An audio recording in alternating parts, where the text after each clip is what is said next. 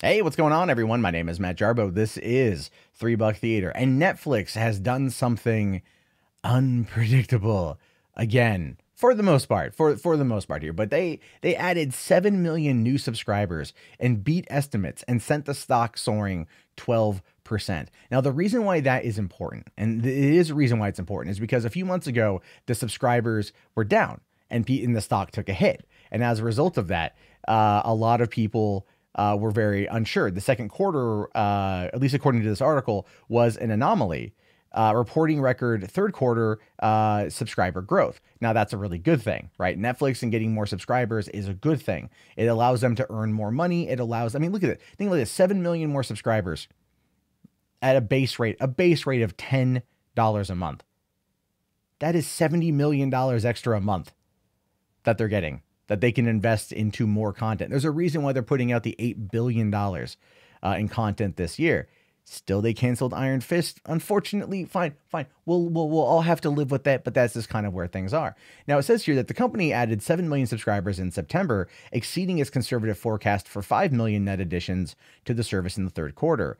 Netflix added 1.09 million subscribers in the US and 5.87 million internationally, bringing the total number of subscribers to 137 million. 137 million people have access to Netflix out there. God damn, that is a lot of freaking people.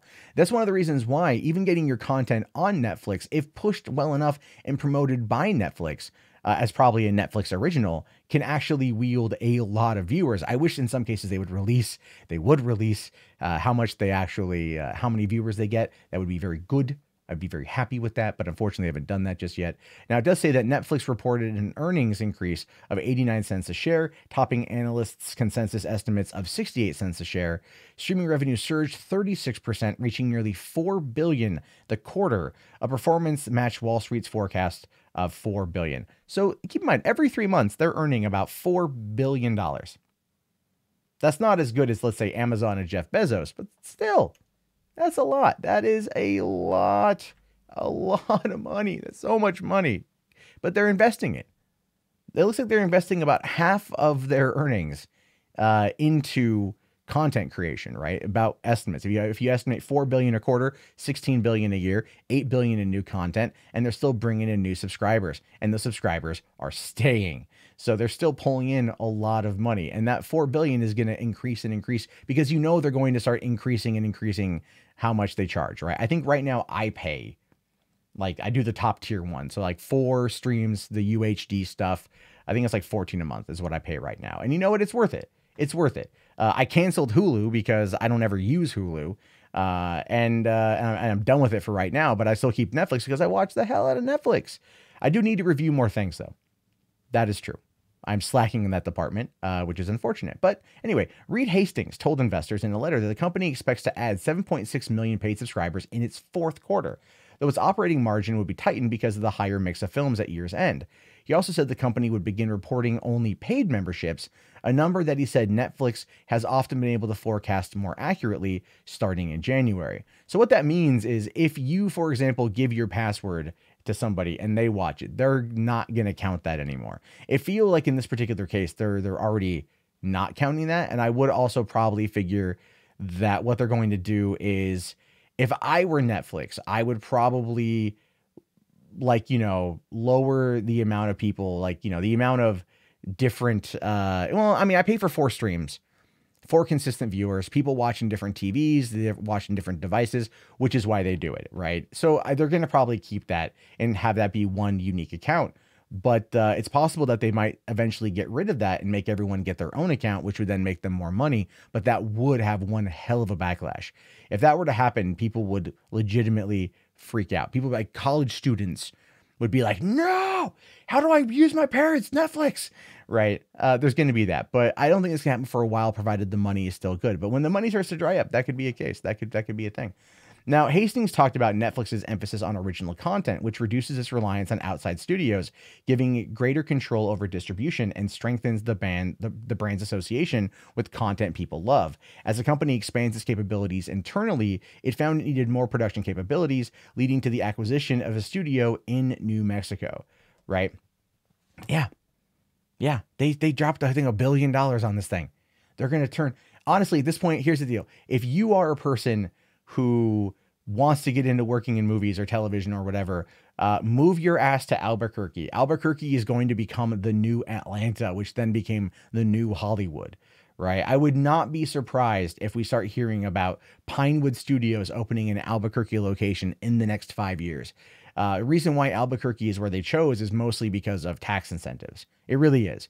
There was a reason why New Mexico was a key place to film from like 2007, I think, to like 2010, because they had the best tax incentives for productions in the United States. There wasn't a movie that I think came out in 2009 that wasn't partially shot in some respects. No, I'm obviously making jokes, but there was a lot of films that were shot in New Mexico as a result of the tax incentives. And so, yeah, they're going to go out there. They're going to build a studio. That means they're going to need staff to run it. They're going to need actors to fill it, and they're going to need creative people to be behind it. So basically, Albuquerque is going to become the next LA. Now is the time to go to Albuquerque, or at least look into going to Albuquerque in the next year and a half, if you are wanting to get into this side of things. And here's why this is important. This is important. This growth is important because it's another FU to studios. It really is. I mean, they even said that they want to reduce its reliance on outside sources, on outside studios. They want to work with these companies directly. They want to produce content directly. And it even goes on to talk about having adult content and how that is good. Like Disenchantment, you've got like Big Mouth, Big Mouth is fantastic. Paradise PD, BoJack Horseman, F is for Family. And also To All the Boys I've Loved Before is one of the service's most viewed original films with strong repeat viewings.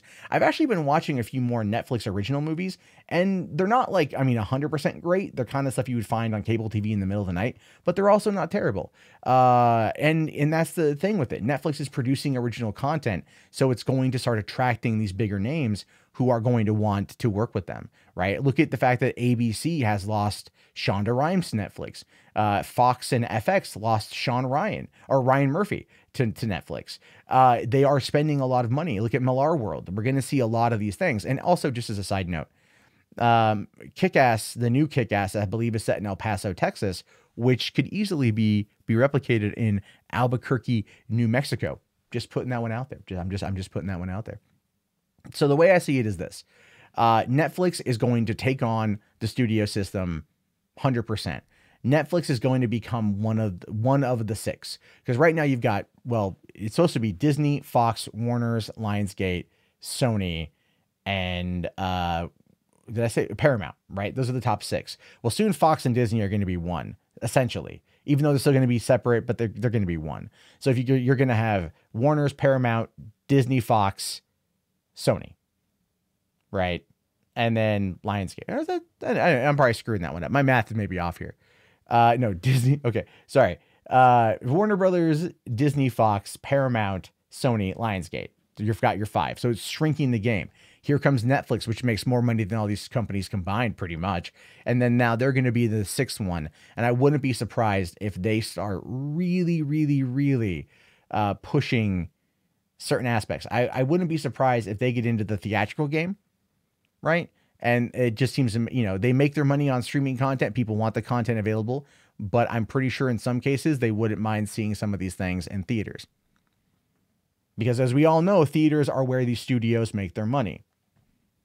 So Netflix is going to come in and maybe start taking a bit of that away. I would argue that some of the drops we've seen in certain movies and theaters are just like, well, I'll wait for it to go to Netflix. And they know this and they're banking on it. Anyway, look, Netflix is very much, in my opinion, based on the subscriber growth as well as the purchasing of the studio in New Mexico, on the road to becoming the predominant studio in Hollywood, overtaking everyone but probably Disney and maybe Warner's. Okay, maybe Universal. There's still a lot of play in there. Those are some big studios. But they're the only one on a really upward trajectory. The other ones have either plateaued or are in desperate need of trying to figure out ways to change. There's a reason why Netflix keeps winning. It's because they keep innovating. They keep changing how things are done. They keep working towards the future. The other studios are locked in a system. And that system will benefit them on some things, i.e. tent poles, franchises, so on and so forth. but Netflix is doing their own thing. And here's the deal. Also, like, they want merchandise, right? Netflix wants things to be merchandised. They don't have that really outside of Stranger Things, and there's a lot of Stranger Things merch. So if they get into the merchandising game, I think it's going to do really well. Anyway, if you guys made it this far into the video, type Netflix in the chat so I know you guys made it. Leave your thoughts below just in general. Do you think Netflix is going to take on the big boys? Do you think Netflix is going to win, or are they going to just they going to stick with streaming? Do you think they're going to go bigger? These are things I'm curious to know. Let me know down in the comments. My name is, of course, Matt Jarbo. This has been 3 Buck Theater. If you haven't already, please thumbs up the video, subscribe, and check back often for more content from me. I will talk to you guys later. Have yourself a great day, and peace out.